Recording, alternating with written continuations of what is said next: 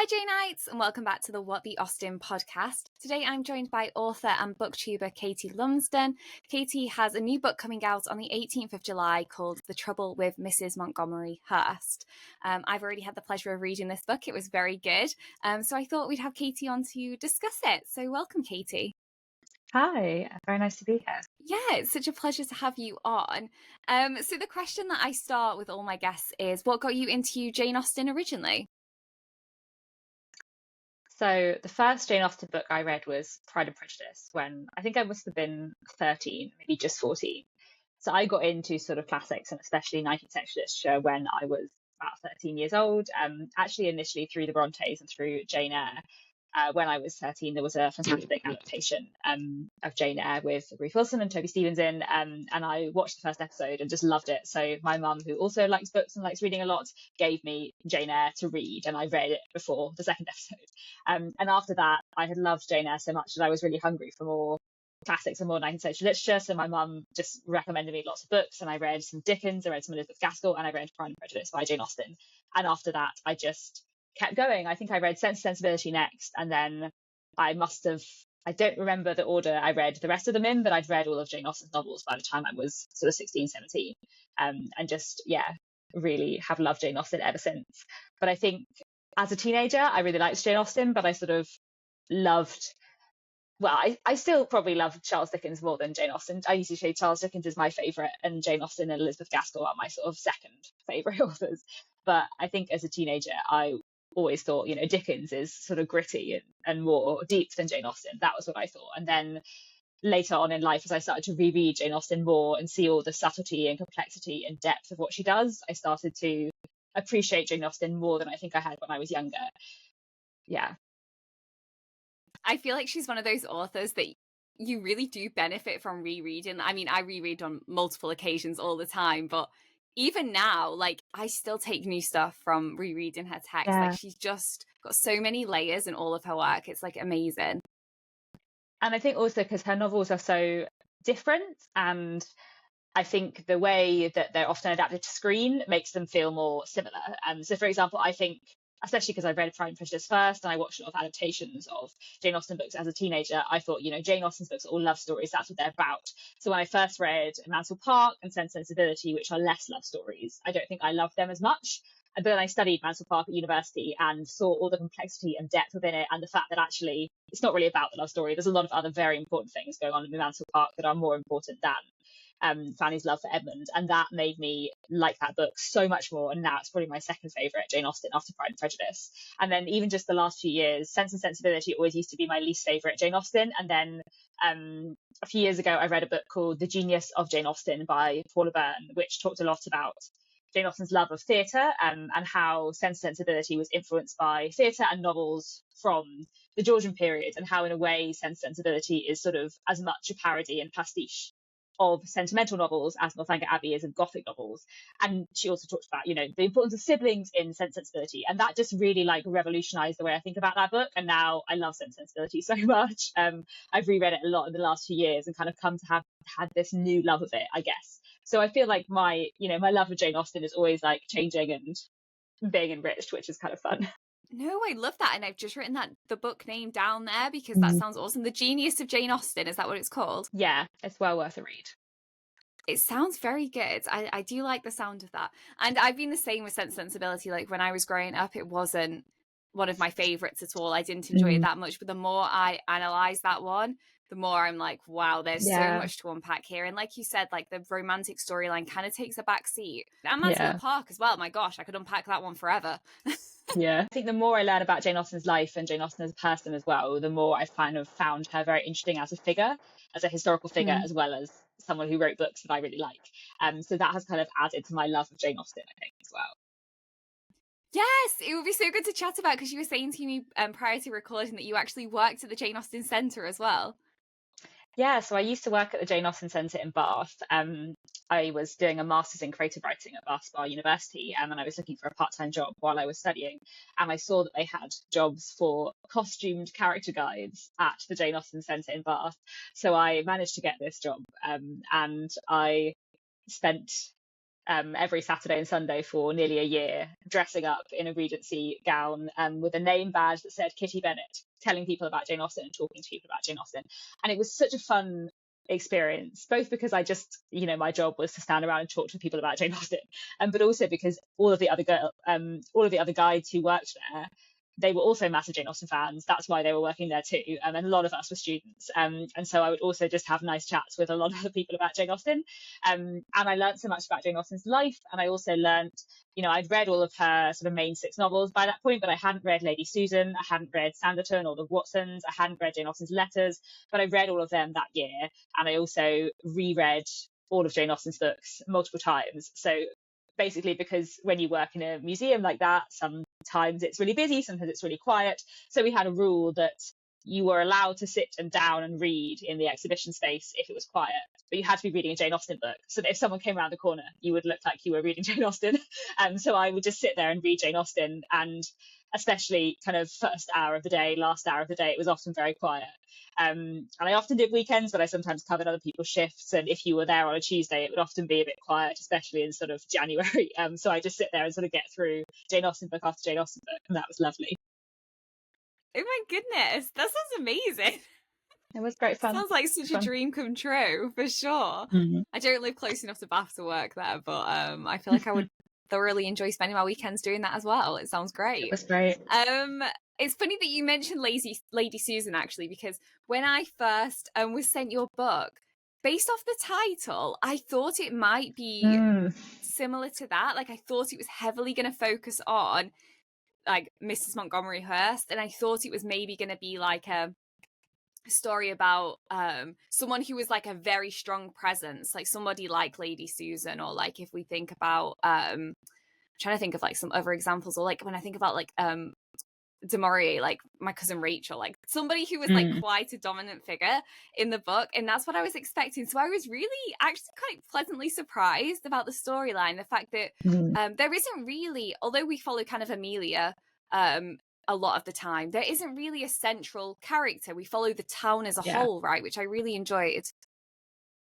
Yeah, and I really enjoyed writing that because I do love a small town story. And I think I read a lot of 19th century literature, and a lot of 19th century literature, especially kind of later on in the 19th century, in the Victorian period, are these kind of big cast novels with a lot of characters, a lot of plot lines. You're following lots of different people, and you get a sense of community through those people, and also how their storylines interact and how these people's individual stories have an impact on other people's stories. And that's kind of what I wanted to recreate in this book, I guess.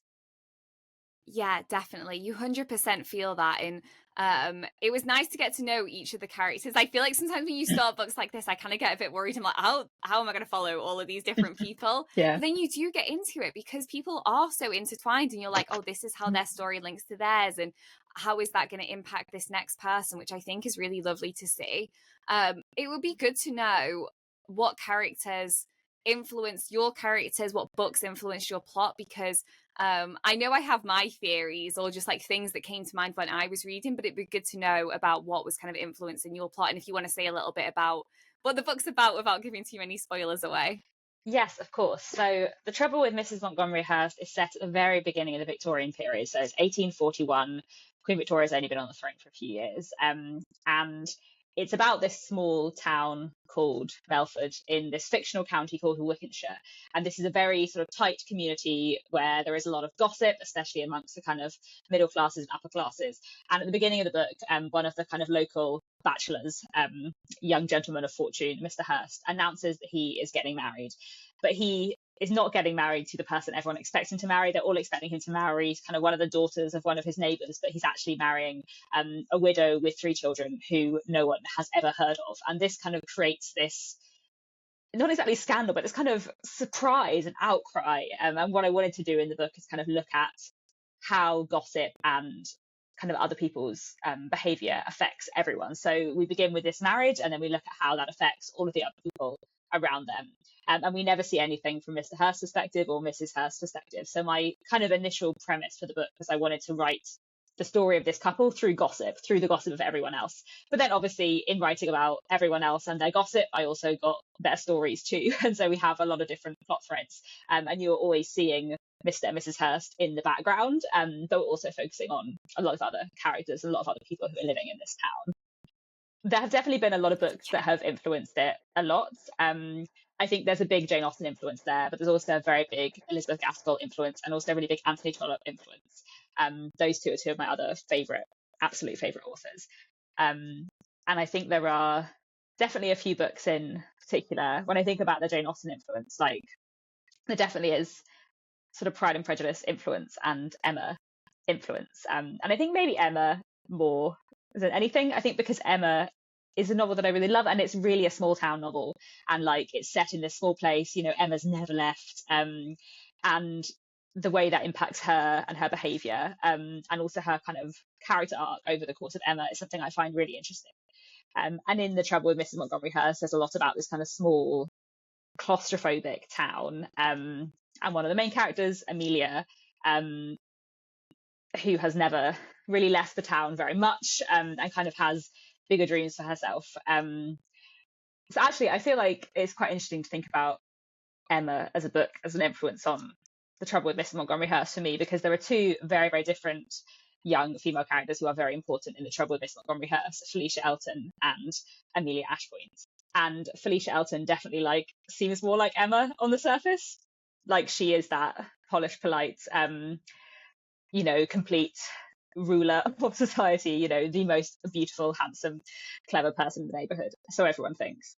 But actually Amelia has more kind of Emma moments of being ruder to people than she really should be, and that kind of thing. So I think Emma was definitely very influential on The Trouble with Mrs. Montgomery Hurst, and probably Pride and Prejudice too, in terms of the who can and can't afford to make decisions about who they marry, and why, I guess.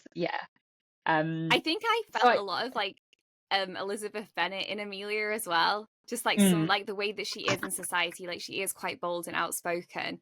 And something that kind of stood out to me is I feel like Amelia and Clara's story in a way kind of mirrors what Elizabeth and Charlotte's could have been had they been set as love interests. Yes, and I think that I don't know how conscious that was at the beginning, but that definitely, I was aware of that as I was writing it later on.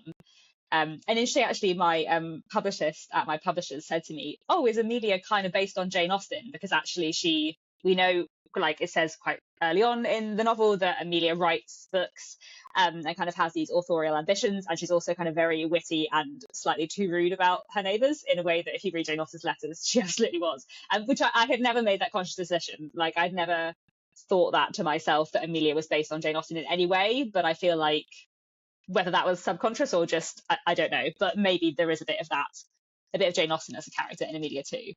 Yes, I can see that. I absolutely can see that. The fact that she keeps her writing secret as well, like she has to do it kind of on her own. And yes, the way that she is in society, like she is so outspoken and witty and bold, and kind of she's not afraid to go on her own path either, which I think was something very much that Jane Austen embodied.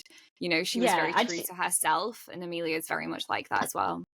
And she's also very funny, but a bit mean, which when you read Jane Austen's letters, like she is a bit mean quite often. So I definitely didn't do that on purpose, but I think that probably is there a bit. And like I said, I think Elizabeth Gaskell and Anthony Trollope were really influential in this book too, especially Cranford by Elizabeth Gaskell, which is very much a like gossip focused book and a small town book. And I think, you know, The Trouble with Mrs. Montgomery Hurst is set in 1841. It's set in the early Victorian period, not in the Regency period, partly because it has kind of a lot of Victorian and earlier influences, but also because I wanted to kind of capture a moment in time where things are changing a lot. So there's a lot about class in the book, and also kind of how class power dynamics are shifting. So some of the older characters in the book, I think a character like Mrs. Elton, she still thinks it's the Regency period, and she still thinks that her like long bloodline is the thing that makes her important, but actually money matters more. And there's a lot about kind of how industry is changing class and social position, which I kind of wanted to explore too. Yes, I love this. No, I think this is super important. I agree. I think Mrs. L, she's very much stuck in like that Regency era mentality that it actually is status and it's class and it's she kind of gives me Sir Walter Elliot vibes as well. The fact when Yes. he's always like Yeah. name dropping people and he's like, oh, well, my relatives are X, Y, and Z. But it's so Yeah. true. The people that seem to hold the most power realistically in this society tend to be the people who are kind of more new money. So like Amelia's father, right? He owns a brewery. Like it'd be interesting to talk about how that links in, because yeah, like talking about the Industrial Revolution, like how things like mills and like breweries and all of that kind of thing. It's like new money in trade was actually, you know, the way that people were thriving. Yeah, and that was kind of becoming more important, increasing over the Victorian period. So in 1841, it's kind of this, not exactly a turning point, like these things have been going on for a while, but it's a time where power dynamics are starting to shift, and I kind of wanted to explore that and have fun with that, I guess. Yeah, definitely. Did that take a lot of research, like about like the brewery and everything, like what that setup would look like back then? Because obviously it's quite different to now. Yeah, lots and lots. So I tend to do a lot of my research by reading primary sources, kind of from the time, diaries and accounts, and also like instruction manuals. Like actually, a lot of people in the mid 19th century wrote advice for other people who were brewing, in the same way that now, if you're trying to do something, you would look it up online or look up a YouTube video, whatever. You know, people wrote advice books saying, here's how you should be doing brewing, here's the process, here's what you should do, especially because brewing was one of those things where it was quite industrialized, but also there was still a lot of small breweries or people who were doing sort of amateur brewing, I guess. So I read quite a lot of advice books about brewing, but I really couldn't get my head around the process because it's really complicated, obviously. And then I was looking for places I could go to visit and museums that would be useful. And I found there's a place called Hook Norton Brewery, which was built in the 1890s. So built a little, you know, a good half century after this book is set, but it still functions as a Victorian brewery. So all the equipment is still, you know, from the late 19th, very early 20th century, using traditional processes, hasn't been mechanized like all old equipment. And that was hugely useful. So I went to that brewery and I did you can do a tour of the brewery, which was really, really interesting. And because, you know, I had been reading books from the 1840s, 1830s, 1850s about the process, and I could see that a lot of the process was still the same, but looking at the actual machinery and even just like, you know, where the pipes were in the room and that kind of stuff, like that was really, really helpful for making me understand the process. And so kind of combining those older accounts with that museum was really helpful for me. Oh, well, it's still a functioning brewery, but they do tours and have, kind of museum element. And that was hugely helpful for me to kind of get those brewery scenes right, because I really wanted to. It's an important part of the novel, and it's an important part of several characters' like working life and working days. So I had a lot of fun doing that research. Yeah, that sounds amazing. I thought you were going to say to me, like, I did all this research, now I'm like an amateur brewer myself. Like, I may do all this stuff. Wouldn't that be fun? Yeah, I don't even like beer, but we're the only person who's ever been on a brewery tour who doesn't like beer. It was very interesting.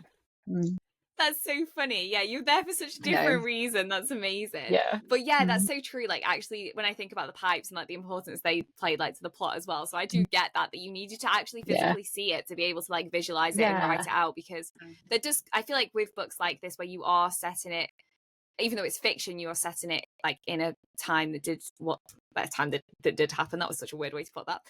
In like because it's historical, you know, you do have to some extent look at the factual side of things as well, don't you? And just kind of, not everything doesn't have to be completely accurate, because in the end of the day, it is your world that you're creating. But there are certain things that it's actually nice to keep them close to, you know, because I think a lot of people actually, they gain interest in history by reading some fictional books based in historical periods. Yeah. And I love history, and I love 19th century history, especially at uni. I did sort of English literature and history half and half, which was great. And I really love 19th century history, and I find it really interesting. So for me, it's quite important to write something that is historically accurate, in that it would be historically possible, not necessarily historically likely, but historically possible. And I read a lot of 19th century literature as well, which I love. So I guess when I write historical fiction set at that point, I don't want it to be something that would have been written at that time, because then you could just go and read a book from the 19th century. But I want it to be something that like could have been written but couldn't have been published at that time, if that makes sense. I guess that would be like what I'd be aiming for. Yeah. Oh, I love that. That's amazing. Yeah, that's fab. I would also love to chat about Amelia and Clara's story in particular and their kind of forbidden love. I thought this was really interesting. It gave me I did a podcast episode, I think maybe last year, the year before. In a lot of the episode, it was, what did we cover? I think it was the hidden sex scenes of Pride and Prejudice. It was like a book that we discussed, and I discussed that with a guest, Annie. She came on, and we were discussing kind of it was all about like sex and sexuality within the Regency era. And one of the stories that we talked about was the ladies of Llangollen. And when I was reading your book, it really reminded me of that, that about Amelia and Clara and how they have this love story, but it's very much in the shadows. They can't be open and public about it, and they have to capture these kind of intimate, secret moments. And I mean, it was nice for me because I was also reading this in Pride Month, so it was a good reflection on the fact that actually it's not always been possible to openly love who you want to love. And so, yeah, I just love to talk about this storyline and what it was like writing it, and your influences. Yeah, I guess, as I said, when I'm writing historical fiction set in the 19th century, I want it to be something that feels completely 19th century and that feels like the story would have taken place then, but also not something I don't ever want to write a book that could have been published in the 19th century, because then why would you read my book? You could read a book from the 19th century that would give you a more like historically accurate portrayal of the 19th century. So, and that's the same when I read historical fiction. I'm always looking for something I can get in historical fiction written now, set in the 19th century, that I can't get from reading a book that was written in the 19th century. And that could be a lot of things. That could just be a writing style that's different, or a different way of telling a story. But often it's stories of people whose stories didn't get told at the time, or who couldn't tell their stories really openly. And I've always been very interested in kind of social and cultural history and the history of sort of families and personal relationships. And so I've kind of always been interested in queer history through that. And I think also, as someone who reads a lot of 19th century literature, there are a lot of like hints or undertones in a lot of 19th century books where you feel things are being implied, or where there's possible interpretations, and where you do feel like even if either writers were purposefully writing things, but it's always an undertone, or writers didn't even know they were writing about these kind of relationships, but they were writing about two people, and maybe they had known two people who had a similar dynamic, but they wouldn't even necessarily have understood it.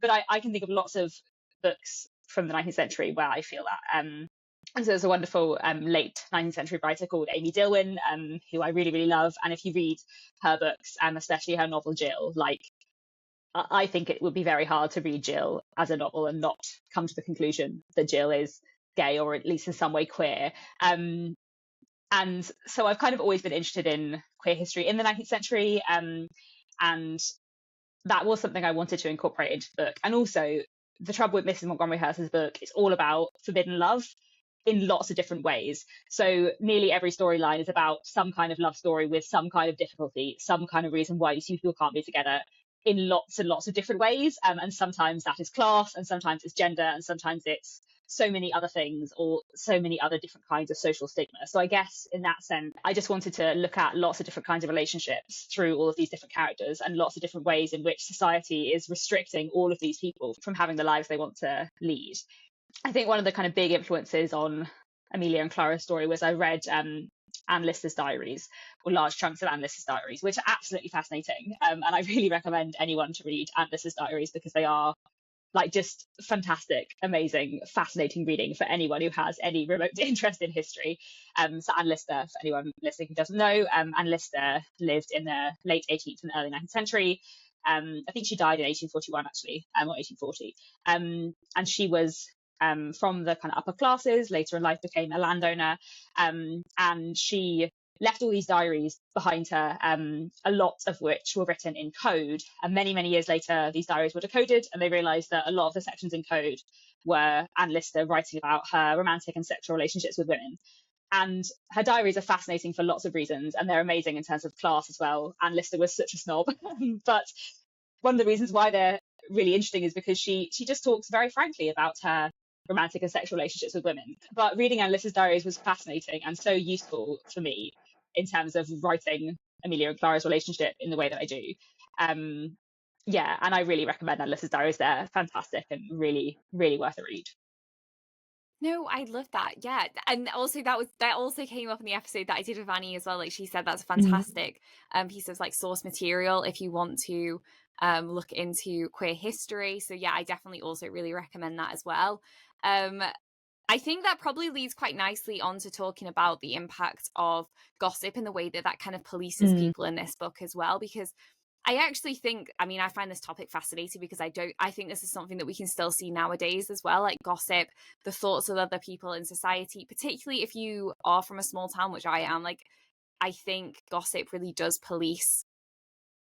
Yeah, I feel like you can police yourself with it, you police other people. And unfortunately, I think what's the most crazy thing about all of it is how much better everyone's life would be if they'd just been open about everything. I actually Yeah. don't think a lot of the people in the book would have such an issue with everything going on if everyone was just open. But it's the fact that everybody keeps their secrets, which then means that they can use those secrets as tools, or the fear of being exposed polices them as a person and they feel like they can't be authentic in society. So yeah, I just love to talk about like the impact of like gossip in this book in particular.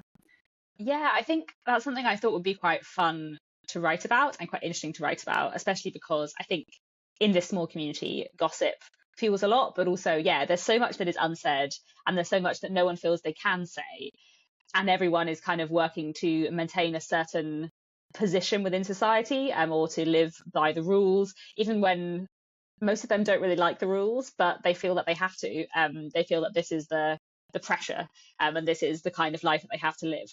And that's something that I think you see in a lot of 19th century literature. That's something I've always found really fascinating in a lot of 19th century literature, that kind of social pressure and how that social pressure influences people's actions to such a huge degree and really influences their life choices.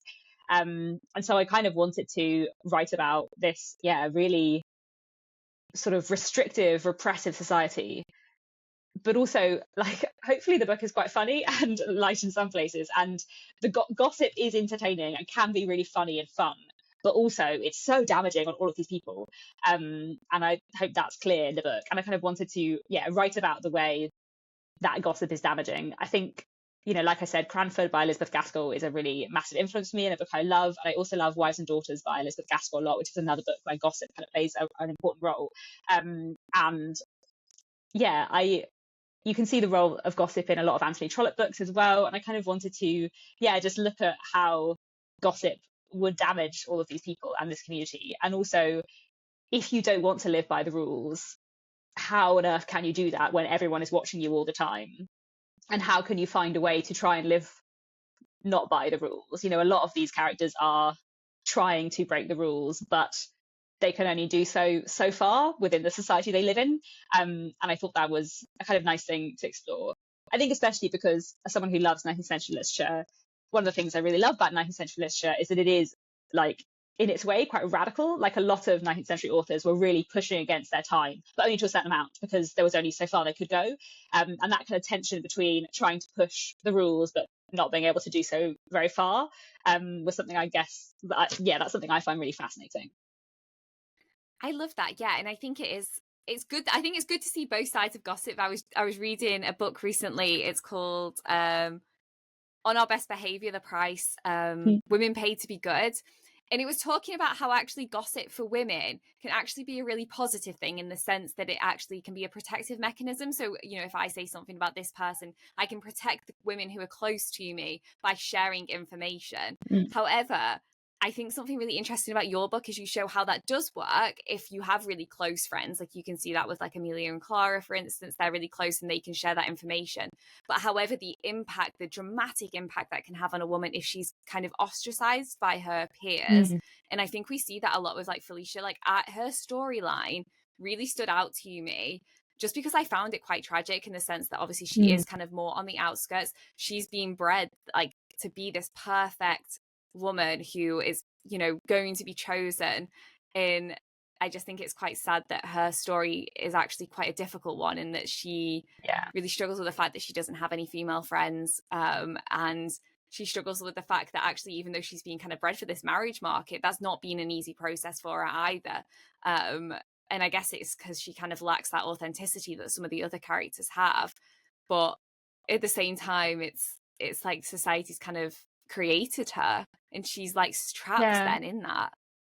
Yeah, I really loved writing about Falcia, and I feel like she's like one of my favorite characters in the book, and I really enjoyed writing her. And I feel like what I hope is when you start reading the book, you feel like you're always on Amelia's side, but as the book goes on, I feel like hopefully Falcia comes more into her own, or you understand her more. Because in many ways, thinking about the book in comparison to Jane Austen, like Falcia is one of the villains of a Jane Austen novel. She is a Caroline Bingley or a Augusta Elton or a Lucy Steele. Like she is she is an antagonist in some ways, and she's kind of beautiful and perfect and a bit vacuous, but actually she's not happy, and she's miserable, and she's been brought up to lead a life that she is going to live, but it's not going to really bring her anything. And actually, like, the tight social structure that existed in the 19th century, it's just as repressive on a Caroline Bingley as it is on Elizabeth Bennet. Like, it's bad for everyone. And so I kind of wanted to, look at that and look at those kind of characters who often are kind of the antagonists or the sort of dislikable characters in 19th century novels, and say, okay, but maybe it's also quite sad to be her. I had a lot of fun writing her. I love that. No, I think that's so important. It's almost like you get that other side of the story, because it's easy sometimes to condemn those kind of characters, people like Lucy Steele or Caroline Bingley or everything, because of their actions. But like you said, at the same time, they're dealing with the same pressures, the same pressures to marry, to support their families. It's not an easy life. And if you've not got female friends to go through that with, how lonely. Like, that must be such a lonely existence as well. Like, I couldn't even imagine I couldn't imagine my life without my female friends. So I do think it's quite tragic. And I think it is that was one of the storylines that really stood out to me. I think it's interesting as well that you also show the dynamics of like male friendships as well, like how that can be like, if you clashed with like the wrong person, how some male friendships can be really toxic, particularly if like one of the characters themselves is acting in a way that really goes against another character's values. And then also how you can kind of find friends in more unexpected places, just because they share similar values to you. Like, it's not always about class, it's not always about status. Like, sometimes it is about like, actually, what are your values, and what's important to you, and how you care for other people. And that's something I had a lot of fun writing about. There are a lot of very important like romantic relationships in the book, but there's also a lot of important friendships, or kind of toxic friendships that need to be broken, and that kind of thing. And I had a lot of fun like exploring those dynamics, and also how this is this very small community, but it's also like actually everyone is a bit isolated. Like, a lot of people don't have very many friends, or they have a lot of social insecurity. They all can go to balls and dinner parties with each other, but that doesn't mean they're actually really close friends. And what that would mean for you in a society that is kind of less open in general, how much harder it is to form friendships and to be open with people. Are there any characters that you really struggled with, or storylines that you were just like, oh, I'm just really struggling with this one? There were probably a few. I think it has a lot of characters, the book, and it had, in previous drafts, it had more. Like, I've cut a lot of characters from the very original. So there are a lot of characters, and that can be a bit harder to juggle. I think especially my first novel, The Secrets of Hartwood Hall, is like first person perspective. There's like 7 characters. Like, it's a very small cast. Whereas the trouble with Mrs. Montgomery Hurst is third person, lots of different perspectives, so many characters. So that was a very different like thing to juggle.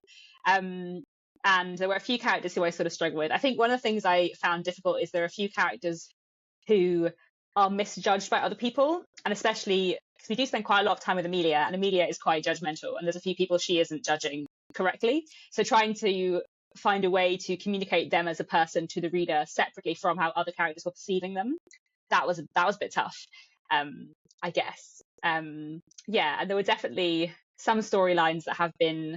This is a book I have been working on for a long time, and I've kind of written and rewritten lots of different times. And there are definitely some characters who have kind of come more to the fore at different points, or who I've kind of done edits focused on to kind of bring them out more. Oh, I love that. What a journey. That's mad. I never even thought about that. I mean, I'm not a writer myself, not yet anyway. But like that notion of like pulling some characters like closer to the front of the text, like when they weren't initially. That's so fascinating. And I guess sometimes maybe things just flow in a way that you never expected either. I think there was definitely like moments where like I said to you, even when I picked up the text, I thought it was going to be about the Hurst. Like I thought the whole text would be about them and how they impacted society. But it's so fascinating to see how they are kind of these background characters for a lot of the book. And although we're kind of building to a climax which involves them, it still was really interesting to me how you filtered it so that we only ever really heard about them through other people. And I can see why that was tricky with some other characters as well, because there was some characters like Frederick who I really liked, but for a lot of the time I didn't really know him, so I was like liking him but not really sure why I liked him, because a lot of other characters judged him in like a totally different way than I saw him. And so I think you're right, like I think it's sometimes, and isn't that the beauty with books like Emma as well, is you see characters through her eyes, and I think that creates a different reading experience too, and it takes you specifically looking at the characters through your own values, your own reflections, that you then take a different approach. But I think it's quite easy to get sucked into Amelia's thinking, and then you're like, actually, Amelia's been a little bit mean. She's been a bit mean right now. That's not how I feel about this person. Yeah, and I think especially with the minor characters, like Sir Frederick, who I love, and it was a bit harder to do. And there's two kind of older women in the neighbourhood who Amelia thinks are very silly. And actually, I didn't mention this earlier, we were talking about Jane Austen influences, but I do feel like they're both a bit influenced by Miss Bates, but I just gave Miss Bates a friend. But like, and I think I want to all the minor characters to come across as their own individual people who are having their own individual stories, but not every character is very aware of that, and when you have a kind of bigger cast novel, it can be quite hard to handle that, but that's one of the things I love about Jane Austen and a lot of other 19th century authors, is they have a lot of characters in these big cast novels, and you get glimpses of these characters that give you an insight into more about them, even if you don't see them as much on the page. Yes, I feel like also love that. I feel like every Jane Austen character, like I could write an essay on, like even if they only appear, even if they're not that important. Friend, that is me with this podcast. Like, honestly, I do character studies all the time. We do deep dives on the characters, as my listeners know. We love it. We're here for it. I could do it on every single character. I just think it's fascinating. And I could redo it as well, because like as you age, like as time passes, the more that you read, the more that you experience, the different thoughts you have on characters as well. Like I remember when I was younger, I really couldn't I really struggled with choices like Charlotte Lucas' choice, for instance. And there's definitely characters in here that I know in the past I would have been like, oh, I really struggle with that choice. But when you get older, you start to think, actually, sometimes there is something to be said for, dating, marrying for lifestyle as well. You know what I mean? You can't just sometimes just marry for love, which I mean, like nowadays we can marry for whatever reason, but especially back then, like that wasn't necessarily always an option for people. Sometimes you did have to marry for lifestyle, especially as a woman, because like how many options do you have? Like you don't really have many options. And so I just feel like I think context is important sometimes, but then I also think it's good not to condemn people for their choices. Everybody has their own path, right? I'd also love to chat, because we're in July now, I'd also love to chat about Jane Austen July, which you started with a friend, right? I'd love to talk about how that started and what plans you have this year for that. So I have a YouTube channel called Books and Things, where I read and review books and talk about bookish things, and I've been doing that for 9 years now, and I think 6 or 7 years ago, me and another friend who I know through BookTube, we were talking about how much we love Jane Austen, and then it might be fun to do some kind of Jane Austen reading event. So we started something called Jane Austen July. So me and my friend Marissa, her channel is called Blatantly Bookish. We started that together, co-hosting it, and then we were joined by a new host a few years ago, Claudia from Spencer's Library. And so the three of us now host every year a month-long readathon reading challenge all about Jane Austen July, all about Jane Austen every July. And we've got a few different challenges, and the idea is to read some Jane Austen, but also to read some things kind of surrounding Jane Austen. So we challenge everyone to read one of Jane Austen's main 6 novels, something by her that isn't one of her main 6 novels, so Juvenilia, unfinished works, Lady Susan, her letters. We also challenge everyone to read a bit of non-fiction about Jane Austen or her time, to read a book that either is to read a book that's either a retelling of a Jane Austen book or a historical fiction work set in Jane Austen's time, and to read a book by a contemporary of Jane Austen, so someone writing and publishing at the time when Jane Austen was alive. And then we also have a couple of watching challenges, so we tell everyone to read So we tell everyone to watch a kind of direct screen adaptation of a Jane Austen book, and also a kind of screen retelling or reimagining of a Jane Austen book. And yeah, we've been doing this for years now. It's really fun. And I love doing Jane Austen July for a lot of reasons, partly because I do feel like it really has enriched my love of Jane Austen, rereading Jane Austen every year, and also reading so many books surrounding Jane Austen, books about her life, books about her work, retellings of Jane Austen books. Like, that's really enriched my love of Jane Austen, which has been really lovely. And also chatting about Jane Austen with other people online, making videos about Jane Austen, has just been great fun. Like, for the last few years, every year I've done an in-depth character study on one of her kind of minor characters, or not a character who's a protagonist, and that's been massively fun. Like, I think my video about Mr. Collins is like one of my most watched videos on my YouTube channel, which is literally me talking about Mr. Collins for 40 minutes. And I just have a ton of fun doing Jane Austen July. It's really, really fun. I love that. No, and literally, like, I mean, I actually have never actually done Jane Austen July. I think sometimes I just live under a rock, honestly. This is just me, like, living in another world half the time. But my followers always say to me, they're like, are you doing Jane Austen July? So I love that it's such a massive community thing that people are really engaged with. And I'm definitely obviously doing it this year. I've got you here. I'm doing this with you. And I have plans to do it with my book club as well. So yeah, I'm really excited for it. I think it's great, like, having this challenge, and hopefully it brings more people into Jane Austen as well, you know, like, it's fabulous. I mean, 7 years worth of it. How many people have you brought into Jane Austen? I think this is this yeah, is good, being like a bit yeah. And Jane Austen is, you know, I think Jane Austen is really accessible. Like, I think sometimes people are a bit scared of reading classics, or they feel like they won't enjoy them, but you know, I think some books from the past are trickier than others, but Jane Austen is not tricky. I don't find. I feel like her language is relatively easy. Her chapters are quite short. Her novels are not too long. And it's just great fun to get into Jane Austen. And I also feel like what I've enjoyed about doing Jane Austen July is because we talk about, you know, retellings of Jane Austen and film adaptation of Jane Austen. So it's all about having fun with Jane Austen rather than like necessarily analysing Jane Austen in a deep, complicated way. Because I think sometimes people are afraid of reading older books because they feel like they have to analyze them. They feel like they have to read them like they were reading them at university or school. But actually, you can just read Jane Austen for fun because Jane Austen is great fun. And you don't have to worry about understanding all the context or every single word necessarily all the time. Jane Austen is just really fun to read as great stories that are really funny, really entertaining, really heartwarming and satisfying. And sometimes it's fun to analyze everything down to tiny little moments, but you don't always have to do that. And so I think hopefully what we've enjoyed doing with Jane Austen July is kind of talking about Jane Austen in lots of different ways. And, you know, I've done, like I said, in-depth 40-minute character studies on Mr. Collins, but I've also put up videos in Jane Austen July talking about like all the random like Jane Austen merch I have, you know, so much jewelry and clothing and like random Jane Austen related notebooks and bags and that kind of stuff, which is also fun. You know, there's this massive like universe surrounding Jane Austen because there are so many Jane Austen fans out there, and that's a really like fun thing to engage with as well.